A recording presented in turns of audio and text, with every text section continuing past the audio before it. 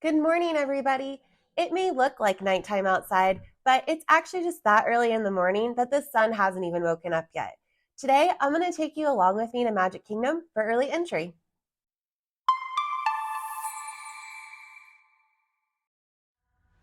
It is currently 6:35 in the morning, and I am headed to the front of my resort to catch a bus to Magic Kingdom. The buses usually start running about an hour or so before early entry starts, so I'm doing pretty good to being on schedule this morning. For this trip, I'm staying at Pop Century, so I just have a short walk from my room to the front of the resort to catch a bus. Luckily, right as I was walking up to the bus line, two buses for Magic Kingdom pulled up. I was able to get on the second bus, and by 6:40, we were on our way to Magic Kingdom. At 7 a.m. on the dot, I was already getting off of the bus and headed towards security and the main gates.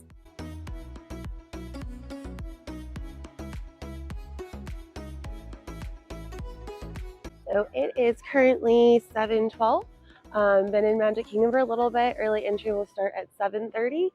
Today is a Halloween party day, so traditionally during the week on Halloween party days, Magic Kingdom is pretty empty. Hopefully that'll be the case. Today we're going to kind of do a different little strategy. Normally I would suggest doing Fantasyland for your early entry, but today we're going to mix it up, especially with it being a party day and a little bit different. So we are actually going to try and knock out as many as we can in Tomorrowland. So let's make our way over there. I'll show you guys where you will enter the park to go to early entry. For early entry in Magic Kingdom, only Fantasyland and Tomorrowland are open. The rest of the park will open at 8 o'clock. So let's go see how much we can get done. For those not familiar with early entry, this is a perk for guests staying at Disney resorts. You will get to enter any of the 4 theme parks 30 minutes before regular park opening. This is a great time to knock out at least 1 to 2 rides.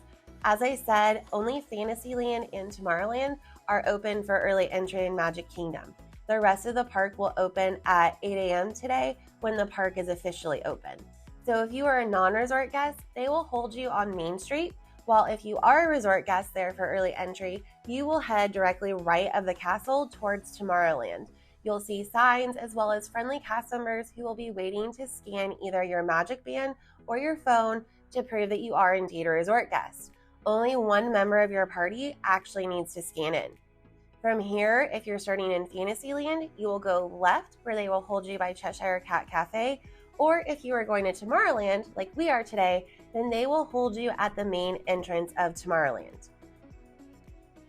Okay, so let's talk about my strategy for this morning. If you aren't purchasing an individual Lightning Lane for Seven Dwarfs Mine Train or planning to purchase Genie Plus for the day, then yes, by all means, go to Fantasyland for your early entry. But I wanted to see just how ambitious I could be with doing early entry in Tomorrowland. So my goal is going to be to head straight to Space Mountain, then over to Astro Orbiter, and then lastly over to get on Buzz Lightyear, all within 30 minutes. That's quite a tall order, even with minimal weights. So let's see if I can actually do it. It is 7:30 on the dot, and they are letting us into Tomorrowland. I am heading straight for Space Mountain along with everyone else that seems to be here. And I don't walk super fast, so I'm getting bypassed left and right by a lot of people, but that is okay. We should still be able to get on and off Space Mountain fairly quickly. We are officially in line for Space Mountain. It is currently 7:34 a.m., so we are 4 minutes into our 30 minutes of early entry. They do have a posted wait at 20 minutes, but that is just what they are predicting that the wait time will get to fairly quickly. So even with being bypassed by a lot of people, we are still in a great position to be on and off the ride pretty quickly. They are slowly starting to let people file in, so we should be moving in no time and off to a great start for our morning. Now, I will confess, Space Mountain is not always one that I ride when I'm in Magic Kingdom, and it actually kind of pains me to say this because Space Mountain in Disneyland is my favorite ride ever, but I'm just not a huge fan of this version of Space Mountain in Magic Kingdom. To me, it feels like I'm going on an inside space version of the Matterhorn. This ride is actually the original Space Mountain, And while I love and appreciate that it paved the way for my beloved Space Mountain in Disneyland, it's kind of a rough ride. It throws you around, and if you have back issues, it's going to hurt a little bit. Now, this is definitely an e-ticket attraction for Magic Kingdom, so if you haven't been on it before, then you definitely want to go ahead and make sure that you knock this one out. It can get some longer lines throughout the day, and it is a classic. It's the original Space Mountain. So if this is on your must-do list, then I think this is a great choice for early entry.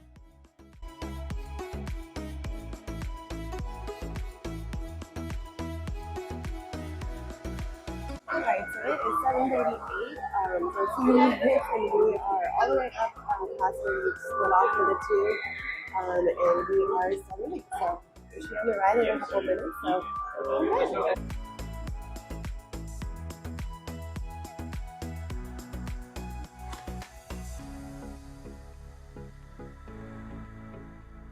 Alright, so it is 7:52. We are off Space Mountain. We did get on and get off pretty quick, but most of the early entry is over. So, gonna do something that might seem a little weird, but we're gonna go on Astro Orbiter because there is no Genie Plus line for this, and it can get kind of crowded during the day, and right now it's a walk-on, so we're gonna go ahead and knock it out. We are literally walking right up to the elevators for Astro Orbiter. There's no one here. So again, this is not normally one I ride when I'm in Magic Kingdom, and to be honest, I've actually never been on this one. I've been on the Astro Orbiter at Disneyland many times when I was a kid, but overall, Astro Orbiter just isn't a must-do for me, and it gets some insanely long lines throughout the day.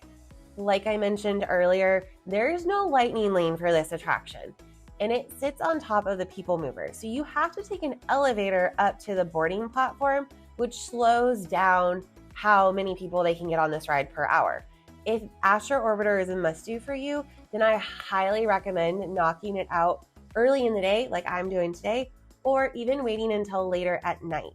It does have some really pretty views of Magic Kingdom from up there, and unlike Disneyland's version, this one does sit up on top of the people mover, so you're quite a bit up there.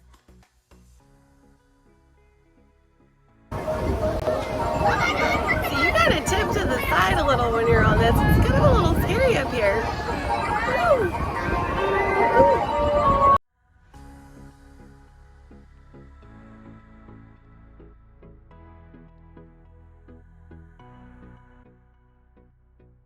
We just got off Astro Orbiter, and sadly it is already 8:01 a.m. So early entry is officially over and the park is open. We didn't make it on over to Buzz like I was hoping to, but we still knocked out 2 rides in 30 minutes that will have standby wait times much longer than 30 minutes as the day goes on. So still totally a win. Even though early entry is technically over and the park has officially opened, we're here, so we're gonna go ahead and take advantage of Rope Drop because Buzz is currently a walk-on. So even though we didn't get on it within the 30 minutes, we're still getting on it within 32 minutes, which is a great start to the day.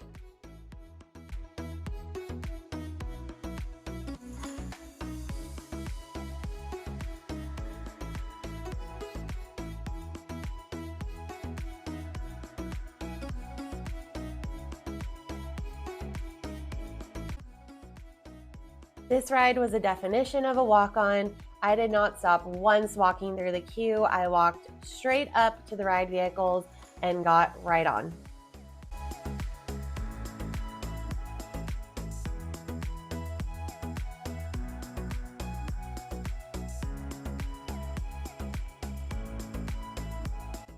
I hope you enjoyed coming along with me for early entry in Tomorrowland. If you did, then be sure to give this video a thumbs up. And if you would like to see more early entry videos, let me know down in the comments. I love testing out new strategies to see what works and what doesn't. Like I mentioned, both of the rides I did for early entry today are not rides that I would normally prioritize for my personal trips to Magic Kingdom, but every family is different, and Space Mountain and Astro Orbiter could be on your family's list of must-dos, and those are 2 rides that will get longer lines throughout the day. So now you can kind of see how early entry works, especially if you choose to go Tomorrowland over the more popular choice of Fantasyland. Thanks for watching, and I'll see you guys next week.